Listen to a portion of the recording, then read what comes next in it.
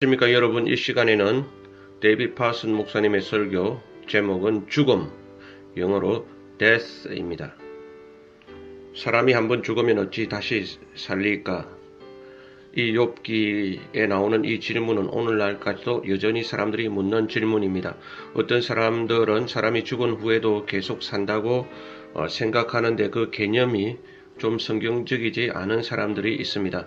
즉 자기의 기억 속에 어머니가 살아계셔 또 어떤 사람의 그 남긴 그 업적이나 영향력 등으로 그가 계속 살아있다라고 이런 식으로 얘기를 하는데요. 그렇게 기억 속에 살아있는 것은 사실 살아있는 게 아닙니다. 정말 우리가 어떠한 그 지금과 같은 내 존재로서 우리가 죽은 이후에 다시 살 수 있겠습니까? 지금도 지구 어디에선가 매초 사람들이 죽어가고 있습니다.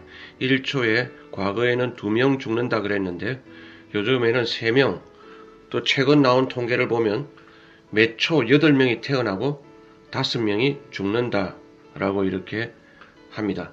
그러니 매일 전 세계 죽는 사람을 다 합치면 24시간 안에 20만 명에서 50만 명까지가 이렇게 매일같이 죽어가고 있는 것입니다.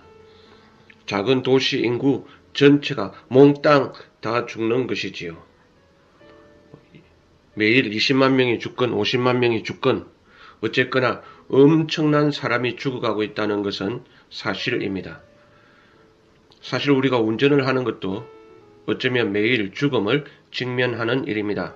순간 아차 1초만 잘못해도 오늘 내가 죽을 수도 있으니까요.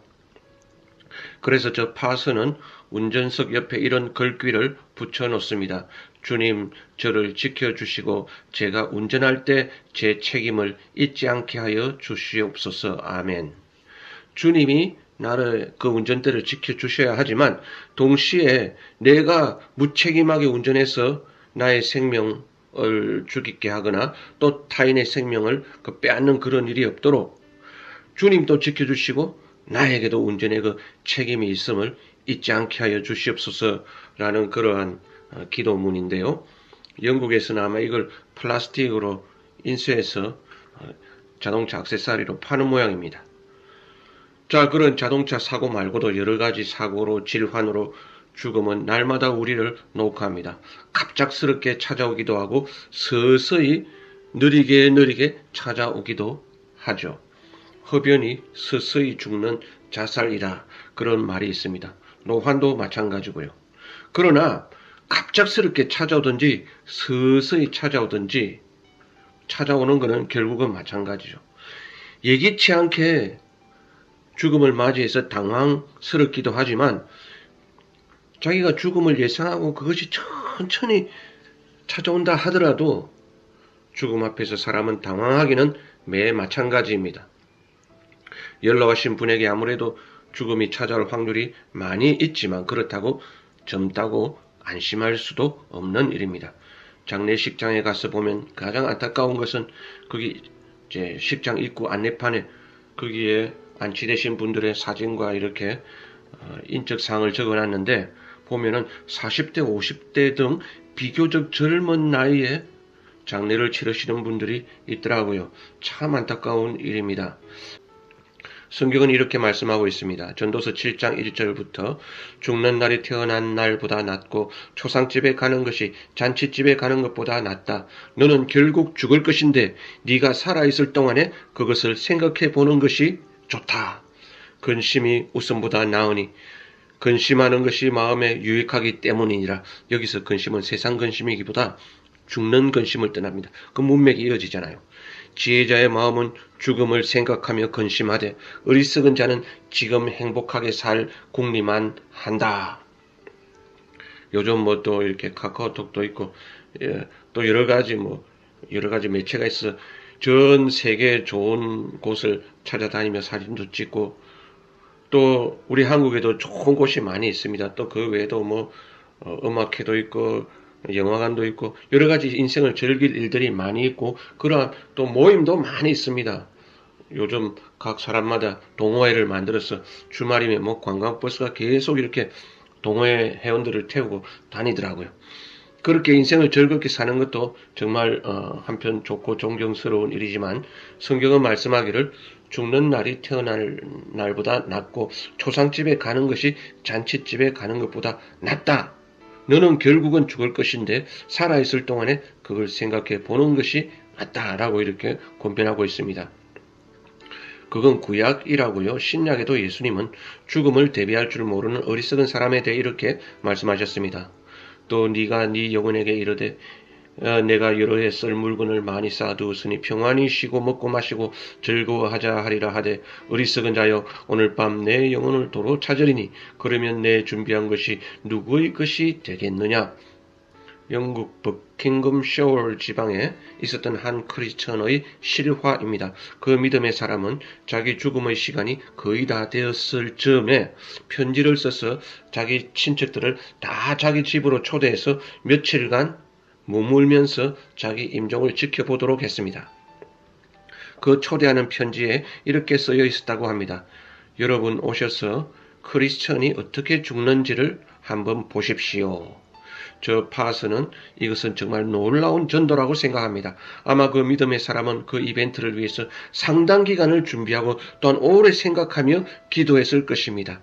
그는 이렇게 행복한 굿바이를 고하며 영원한 나라로 천국으로 여행을 떠났던 것입니다. 적어도 이 사람은 자기 죽음에 대해서 생각하고 준비하고 그렇게 했다는 것입니다. 그러나 대부분 사람들은 오늘날 특히 현대인들은 죽음을 직면하고 대면하기를 극도로 꺼려하고 주저합니다. 우리 문화가 완전히 그렇다는 거죠. 그래서 더더군다나 성경과 반대적으로 우리는 살고 있다는 것입니다. 우리 읽은 전도서 7장 1절 말씀에 죽는 걸 생각하라. 초상집에 가는 것이 더 낫다고 그랬는데 우리 오늘날 문화는 초상집을 다 이렇게 멀리 밀어내 버렸습니다.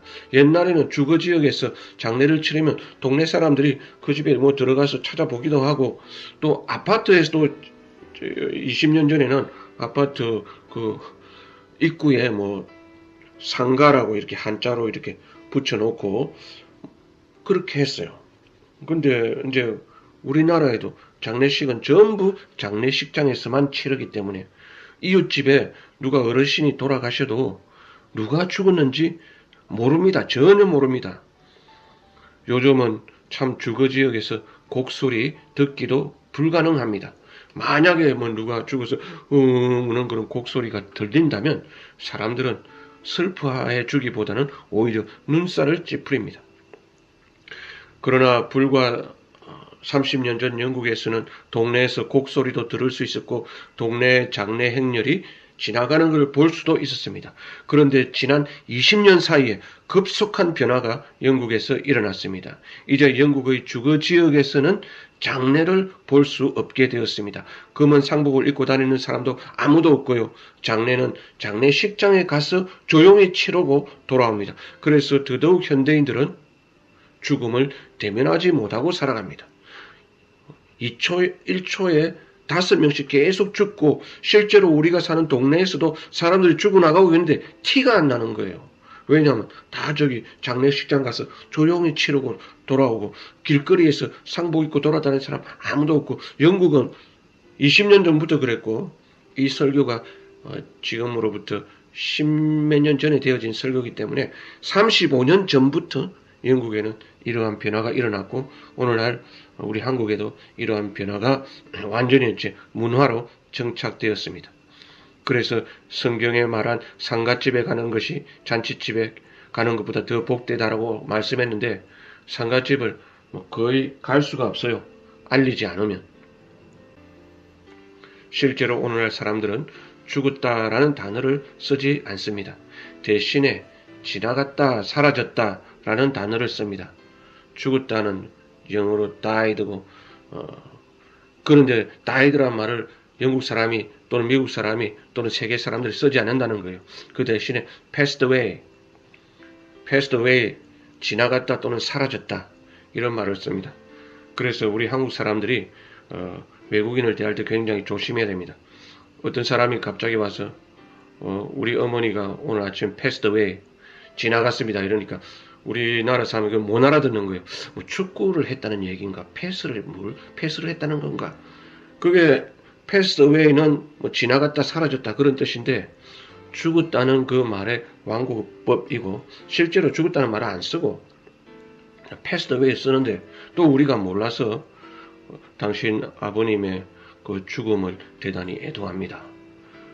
그때 passed away라는 말을 써야 되는데 그냥 died 이런 말을 쓰면은 상대방이 굉장히 이 사람 대단히 무식한 사람이구나 이렇게 오해를 하게 된다는 것이죠. 사람들은 그래서 이런 죽음이란 단어조차 쓰지 않을 정도로 오늘날 현대인들은 죽음을 싫어하고 외면한다는 것입니다. 그래서 소설 이런 거에 보면 죽음을 주제로 한 그런 것들이 과거와 달리 많이 읽혀지지 않고 있다고 합니다. 자, 뭐 세상은 그렇게 죽음을 회피한다 하더라도 문제는 오늘날의 교회마저도 죽음을 회피하고 있다는 실정입니다. 50년 전에는 교회에 가면 죽음을 주제로 설교자들이 정기적으로 이렇게 설교를 했는데 오늘날은 죽음을 주제로 한 설교는 거의 듣기가 어렵게 되었습니다. 오늘날 신자와 불신자 간의 대화가 이렇습니다. 불신자가 신자인 친구에게 물어봅니다. 자네는 죽음을 한번 생각해 보았나? 크리스천 대답하죠. 그래. 그러면 자네는 죽은 후에 계속 미래 죽음 이후에 살 것을 믿는가? 그러하네. 그럼 자네는 죽은 후에 천국에 갈 것을 믿는가? 크리스찬이 이렇게 대답한다고 합니다. 이제 그런 얘기 그만하고 우리 다른 거 얘기하자. 크리스찬 역시도 세상 불신자처럼 죽음 같은 거를 생각하거나 대면하고 싶지 않고 신앙생활하고 교회를 다니지만 그 왜 교회를 다니냐면 그냥 현실 삶을 좀 더 활발하고 희망적으로 살기 위해서 또는 위로를 얻기 위해서 또는 어떤 삶의 요령을 얻기 위해서 그렇게 다니는 거지 죽음과 영생을 생각하고 이렇게 다니지는 않는다는 것이고 실제로 교회 예배나 설교 시간에 죽음, 부활, 천국, 영생 이러한 단어를 듣기가 대단히 어렵다는 것입니다. 그런데 누가 그러는데 그 가톨릭 교회 가면은 그 예전 그 형식에 계속 죽음, 부활, 영생 이런 단어가 지루할 만큼 계속 나온다라고 합니다. 굉장히 좀 더 복음적이라는 것이죠. 문제는 지루하다는 거죠. 우리 현대인이 듣기. 그러나 그 지루한 그 소리가 나중에 죽음이 자기를 놓고 있을 적에는 진짜 꼭 절실하게 필요했던 그 소리라는 것이죠. 그래서 20년, 30년간 죽음을 준비하고 기도하고 대면한 그 사람이 나중에 잘 죽는 것을 보는 것입니다. 그냥 죽음에 대해서 일절 귀도 막고 눈도 막고 다 막아버리고 교회 다니고 신앙생활 했는데 죽을 적에 불신자랑 비슷하게 비참하게 죽는 사람들이 꽤 있는 것을 봅니다. 자, 우리 신앙의 선배들은 죽음이 정복된 것을 기뻐했고 천국을 바라보며 신앙생활했습니다. 그런 주제들을 설교나 대화 가운데 50년 전에 영국에서 자주 언급을 했습니다. 그런데 오늘날에는 마치 죽음 공포증이 온 사회를 휘어잡고 있습니다. 데스 포비아라고 해야 되나요? 그 포비아, 그것이 교회까지 들어와서 교인들마저도 죽음 공포증 가운데 눌려서 살아가고 있습니다. 죽음에 대해서 말하지도 않고 듣지도 않고 보지도 않고 외면하고 살아가는 거죠. 그런 현상을 우리 찬송가에서도 볼 수 있는데요. 오늘날 우리가 부르는 찬송가에 그 죽음과 영생과 천국에 관한 그런 찬송을 거의 부르지 않습니다. 그런 찬송가가 몇 개 찬송가에 포함되어 있기는 하지만 그거는 의례히 장례식 때나 부르는 것으로만 그렇게 알고 있습니다. 실제로 신방 가서 구역 예배 때 잠시 동안 이 세상 살면서 이런 그 장례 소망에 관한 찬송을 부르면 사람들 대단히 싫어합니다. 분위기 망친다라고 생각하는 거죠. 장래 소망을 우리가 가져야 될 기독교 신앙의 덕목 중에 하나인데도 말입니다. 자, 그래서 이렇게 현대인들이 죽음을 회피하고 있는 현실에 대해서 살펴보았는데요. 그럼 진짜로 현대인들이 죽음을 회피하는 이유가 뭔가에 대해서 몇 가지로 그 이유를 살펴보겠습니다. 첫 번째로 요즘 현실의 삶이 더 편해지고 있기 때문이라고 봅니다. 과학 발달, 의료기술의 발달로 오늘날의 삶은 예전보다 훨씬 더 편해졌습니다. 그러니까 이 세상이 천국 같으니까 한마디로 죽기 싫은 거죠. 식사도 정말 옛날 왕들이 먹던 것처럼 먹고 그 식당에 가면은 더 잘 먹습니다. 왕처럼 대우를 해주고 옷도 좋지요. 자동차도 멋지고 가전제품, 뭐 인터넷, 집에서도 다 이렇게 뭐 오락 같은 영화 같은 것도 볼 수 있고 옛날 왕보다 더 편하게 이렇게 지내고 있습니다. 그리고 재산이 있는 사람은 그걸 다 놓고 떠나기가 싫은 것입니다. 이거 내가 죽을 때까지 다 쓰지도 못하고 이걸 어떻게 해야 되나 이렇게 말하는 사람을 실제로 본 적이 있습니다. 자기가 가진 재산을 그냥 남에게 주고 떠나기가 자기가 혼자 다 쓸 수는 없고 너무나 안타깝다는 거지요. 이래저래 우리는 이 세상에 더 눌러서 붙어 오래 살고 싶어 합니다. 신자들이 이웃 사람에게 전도하기를 요즘 우리 교회에서 천국에 대해서 시리즈로 설교를 하니까 와서 들어보세요 라고 초대하면 이웃 사람은 별로 관심 없어 합니다. 왜냐하면 자기 집에 벌써 최신형 자동차가 그것도 한 대가 아니고 두 대, 세 대가 있죠. 마당에 수영장 있죠. 각종 운동시설 갖추어져 있고 뭐 요즘 안마기도 나오잖아요. 집은 너무나 안락하고 값비싼 카페트 깔아놓고 그 다음에 미국 사람들은 그 부자의 기준이 외국 사람들은 카페트를 얼마나 비싼 걸 깔았느냐. 우리나라는 그렇게 카페트를 많이 치지 않는데 그 사람들은 그렇게 칩니다.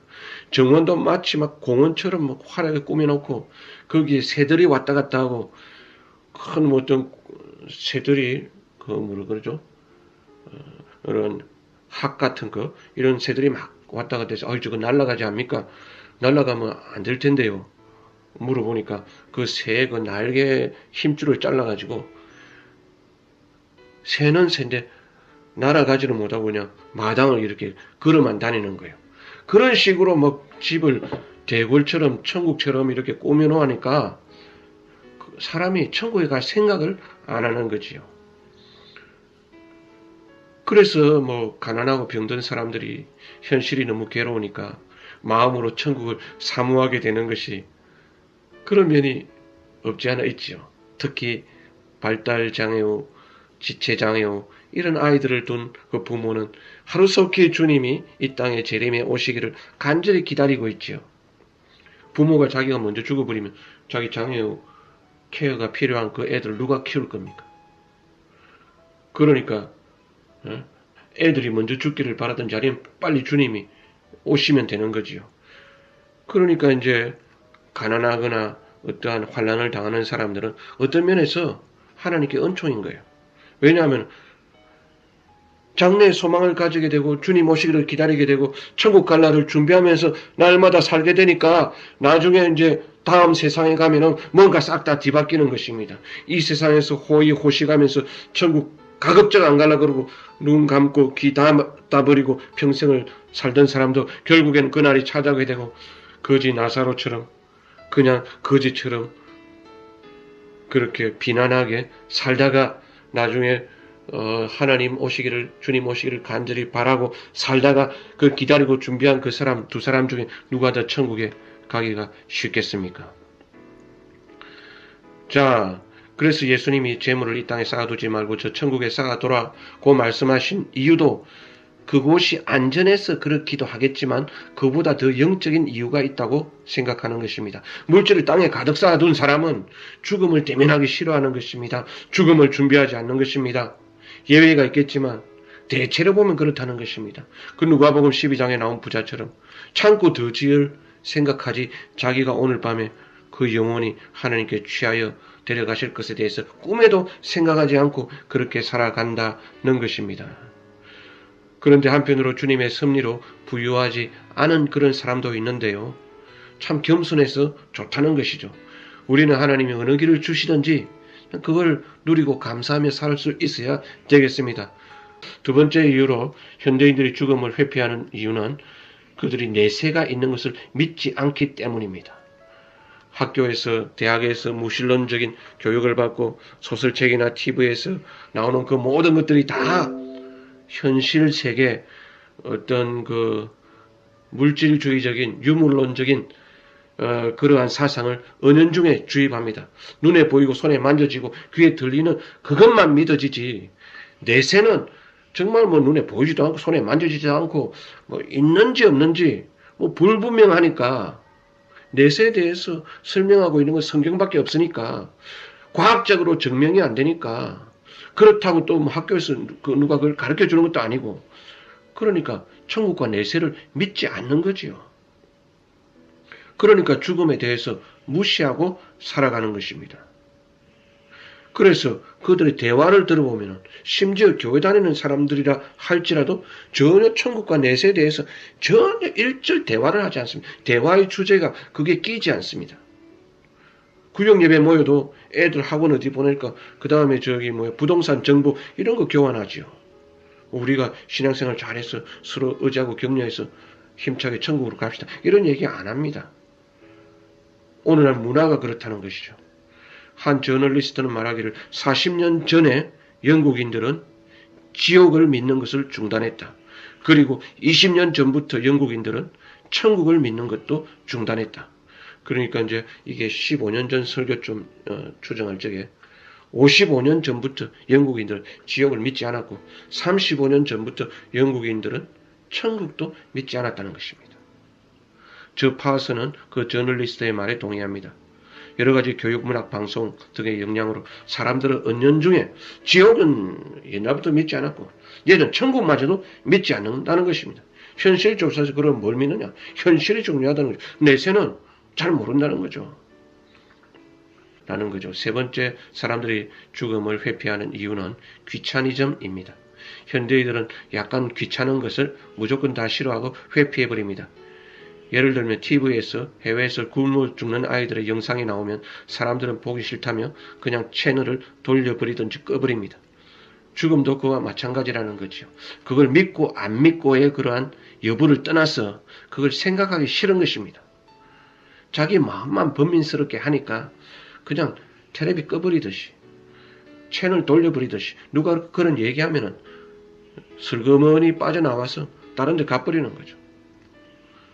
세상에 즐거운 일도 많고 행복하고 재미있는 그러한 일들도 많은데 뭐 우울하게 아직 내 나이 40살인데 50살인데 60살인데 70살 청춘인데 뭐 그런 걸 생각하며 살아야 되나, 그런 생각할 필요가 뭐가 있느냐. 차라리 등산이나 가자.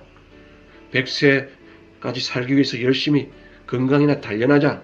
이렇게 죽음에 대해서 귀찮게 생각하는 사람들이 더욱더 늘어가고 있다는 세 번째 이유였고요. 네 번째는 사람들은 관계가 끊어지는 것을 두려워하기 때문에 죽음을 싫어합니다. 사랑하는 부모님을 떠나보내는 것이 두렵고, 사랑하는 친구들이 떠나보내는 것을 두렵고, 사랑하는 그 친구나 자녀들을 떠나보내는 것이 두렵기 때문에 죽음을 생각하지 않는데요. 그러나 진짜 이러한 네 가지 살펴봤는데 그런 이유들 말고 근본적인 이유, 왜 사람들이 죽음을 회피하고 죽음을 대면하지 않고 죽음에 등 돌리느냐 하면 바로 두려움 때문이라는 것입니다. 죽음에 대한 두려움. 자, 영국인 크리스천인 클리프 리처드가 최근에 이런 질문을 받았습니다. 당신은 죽음을 두려워하십니까? 그때 그는 이렇게 명답을 했다고 합니다. 저는 죽음이 두렵지는 않습니다. 다만 죽는 것은 두렵습니다.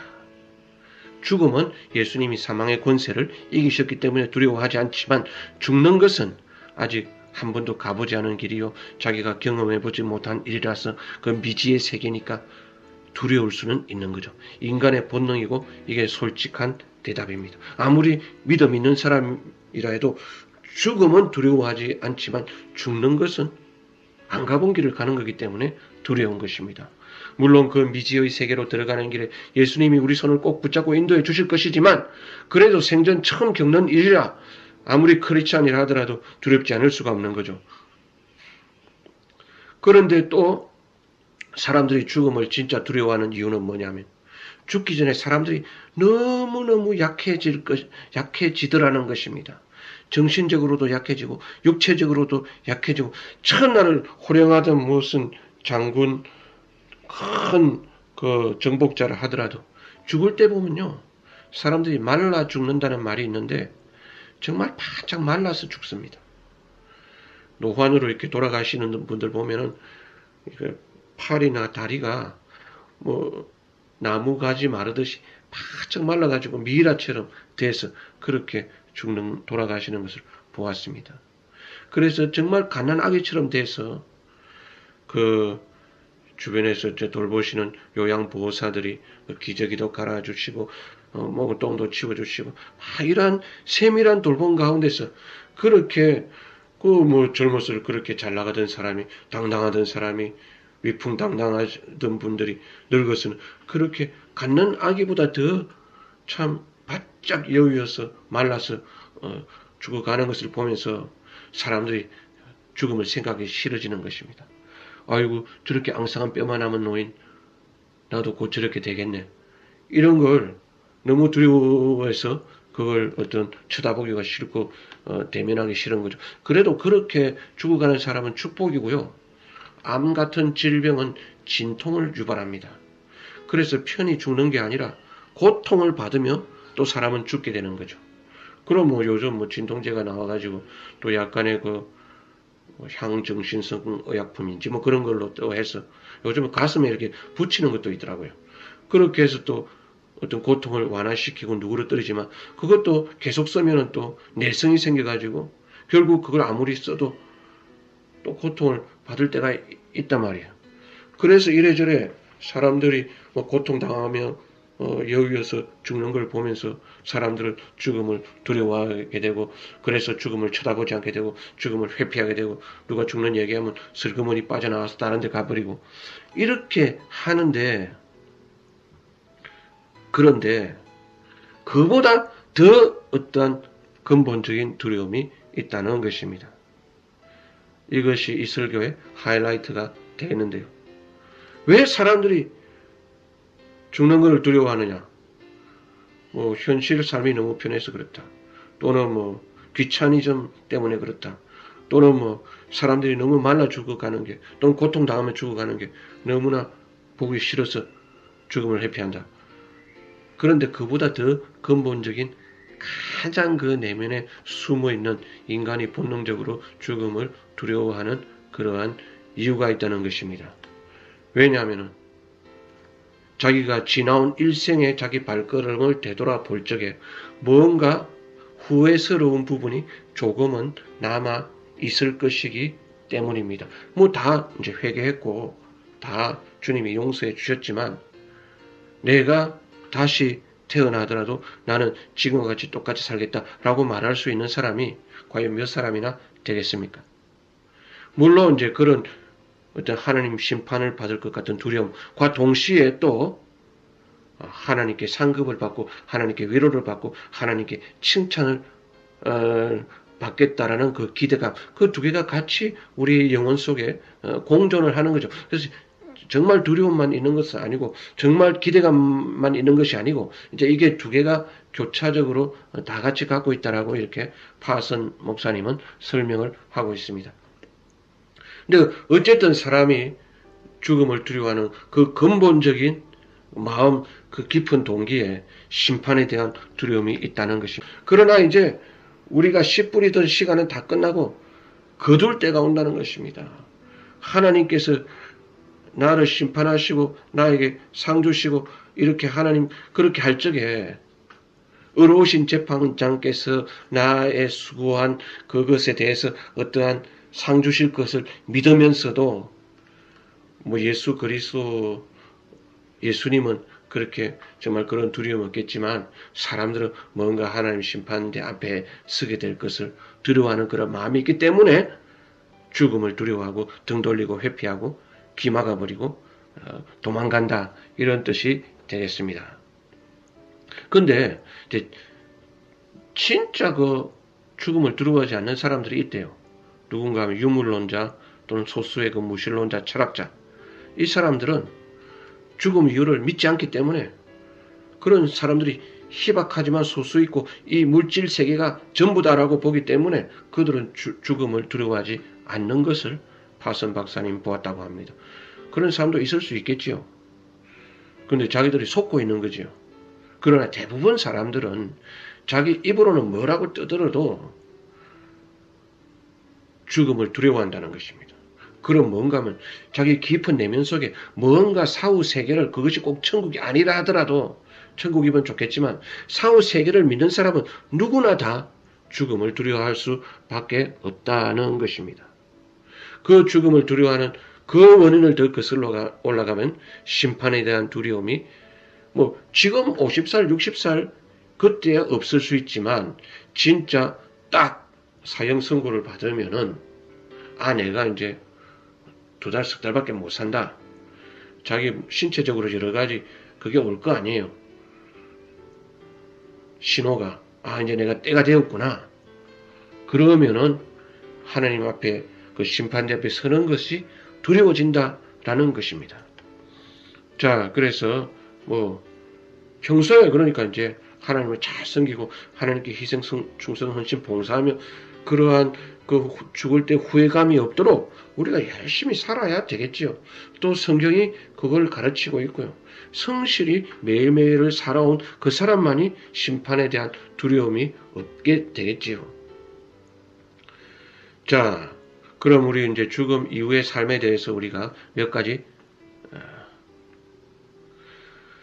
살펴보겠는데요. 죽은 이후에 좋은 곳으로 간다라는 그러한 막연한 생각들을 사람들이 갖고 있는데 이건 대단히 비성경적입니다.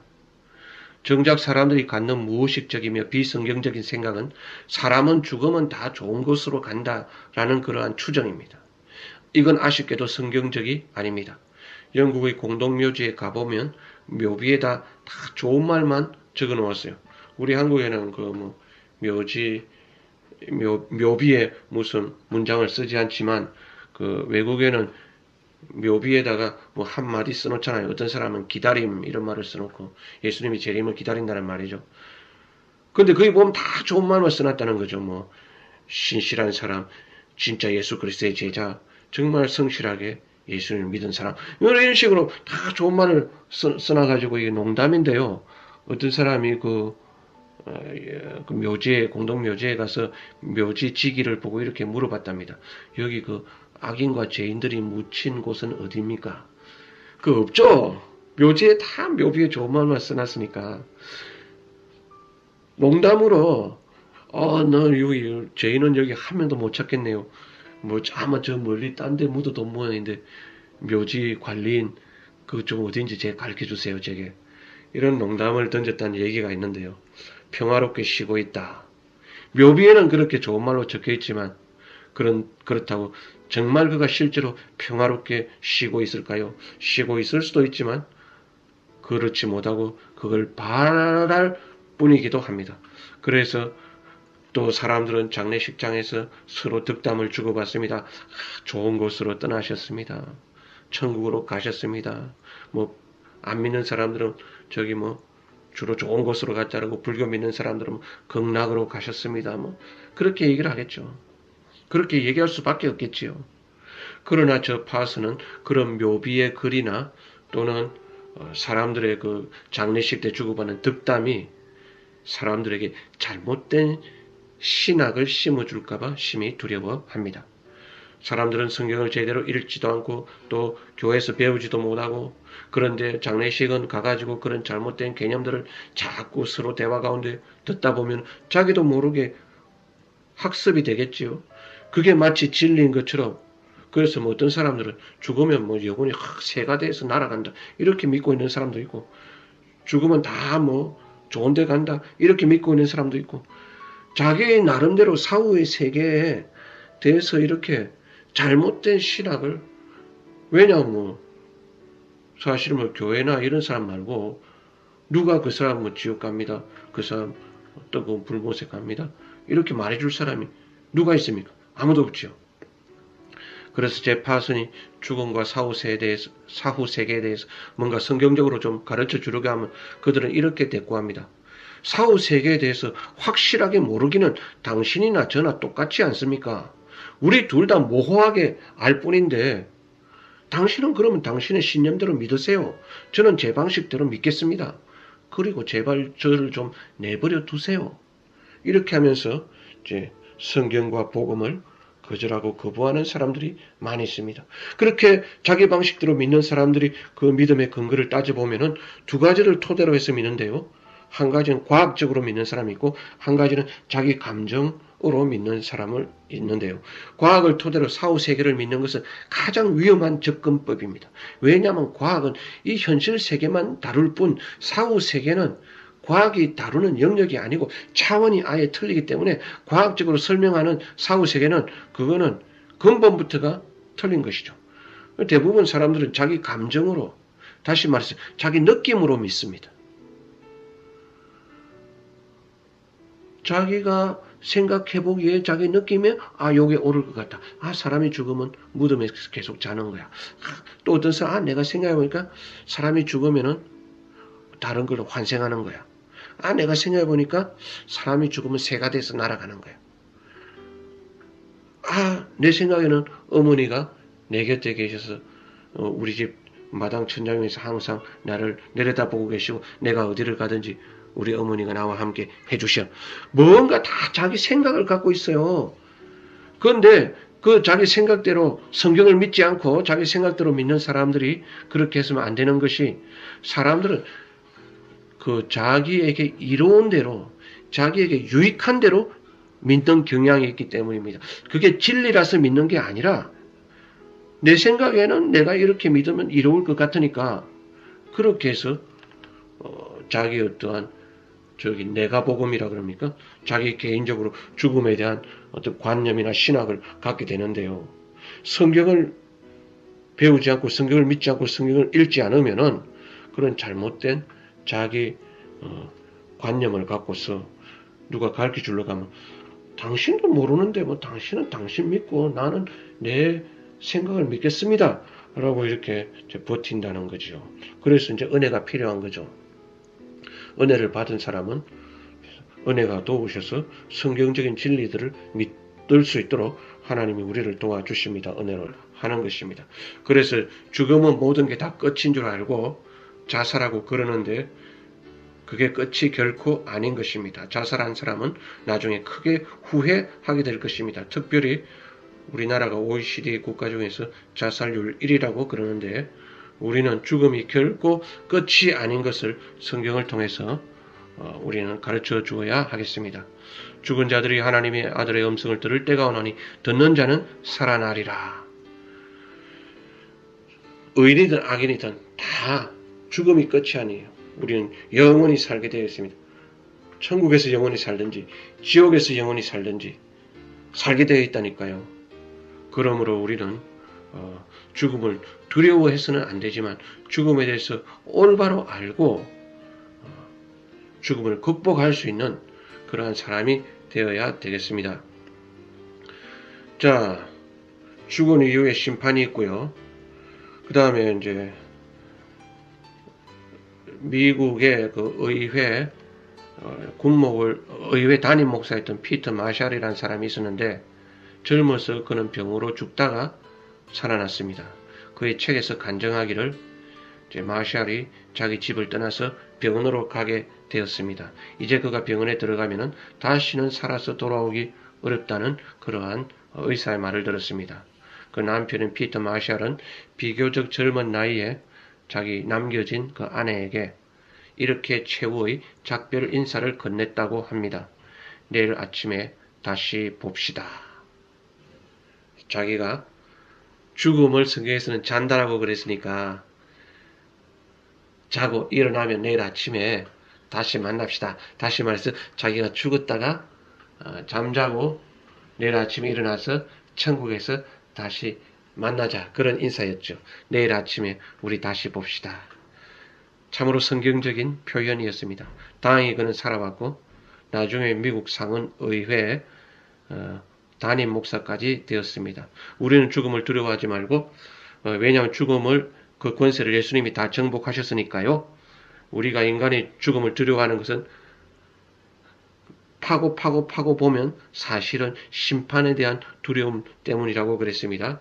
그래서 우리가 그 심판의 날에 담대할 수 있도록, 다시 말해서 죽음의 날에 담대할 수 있도록 우리는 날마다 최선을 다해서 주님을 섬기며 자기 전에 한번 늘 생각해 봐야 돼요. 오늘 내가 이렇게 자다가 죽으면 하나님 앞에 심판대에 섰을 적에 나는 어떻게 인정을 받을 수 있을 것인가? 어떻게 판결을 받을 수 있을 것인가? 옛날 우리 기독교 전통 가운데 이런 성직자들의 이런 기도가 있었어요. 실제로 오늘날 그런 전통을 이어가고 있는 가톨릭 교회는 그런 기도를 한다고 합니다. 성무일도라고 이렇게 아침부터 쭉 이렇게 자기 일과를 마무리하는 기도를 하면서 주여 오늘 제가 이제 잠듭니다. 주님 안에서 죽게 하여 주시옵시고 내일 아침에 다시 부활하게 하여 주시옵소서. 그들은 우리 기독교의 전통은 밤에 자는 것을 하나의 죽음으로 본 것이죠. 그리고 아침에 일어나는 것을 또 하나의 부활로 본 것입니다. 우리가 뭐 어떤 전통이나 규례가 낡은 것이 되기 쉽지만 그 죽음을 날마다 현실 세계 가운데서 인정하고 생각하고 염두에 두고 산다는 점에서는 상당히 의미 있는 그러한 기도가 될 것 같습니다. 그래야 우리 모두는 죽음을 대면하기를 두려워하지 말고 죽음을 준비하는 그러한 삶을 성실히 사는 가운데서 오늘 하루 자기 전에 내 삶에 부끄러움과 두려움이 없을 적에 우리가 언젠가는 서게 될 그날에 우리 하나님의 심판대 앞에서 두려움이 없을 뿐더러 즉 죽음에 대한 두려움이 없게 될 줄을 믿습니다. 감사합니다.